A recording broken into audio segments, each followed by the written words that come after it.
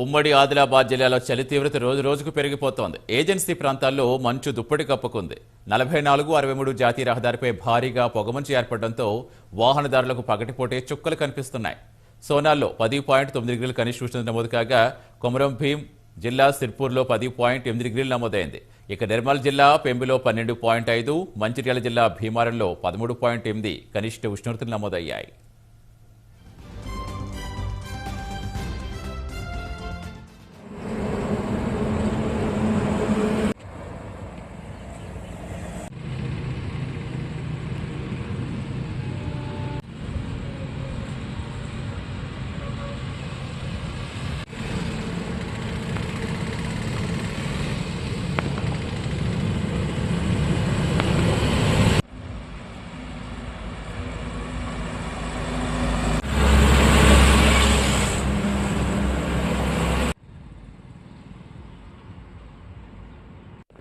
మంచిర్యాల జిల్లా మేము మందమంది నుంచి వెళ్ళి శ్రీరాంపూర్ వస్తున్నాం.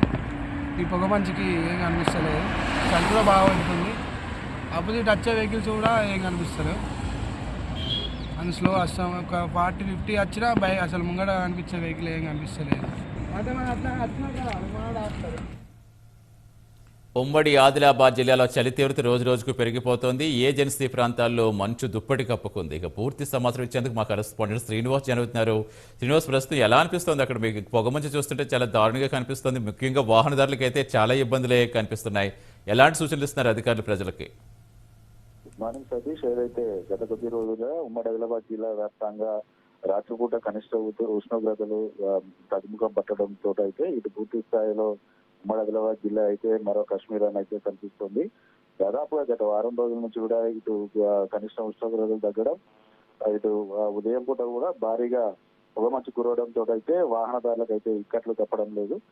ఈ రోజు ఏదైతే ఇటు ఆదిలాబాద్ జిల్లా సోనాల్లో 10.9 కనిష్ట ఉష్ణోగ్రతలు నమోదు కాగా కొమరం జిల్లా సిర్పూర్ లో 10.8, నిర్మల్ జిల్లా పెండిలో 12.5, మంచిర్యాల జిల్లా భీమారంలో 13.8 కనిష్ట ఉష్ణోగ్రతలు అయితే నమోదయ్యాయి. దాదాపుగా ఇటు ఉదయం పూటనైతే వాహనదారులు బయటికి వెళ్లాలంటే ఇబ్బందులు పడుతున్నారు. ఉదయం 6 గంటల నుంచి 9 గంటల వరకు కూడా పూర్తిగా ఇటు రోడ్ల పైన భారీగా మంచు కురియడంతో అయితే ఇబ్బందులు తప్పడం లేదు. ఇటు ఆదిలాబాద్ జిల్లాలో ఓవైపు 44వ జాతీయ రహదారి ఉండగా ఇటు మంచిర్యాలకు సంబంధించి 63వ జాతీయ రహదారి ఉంది.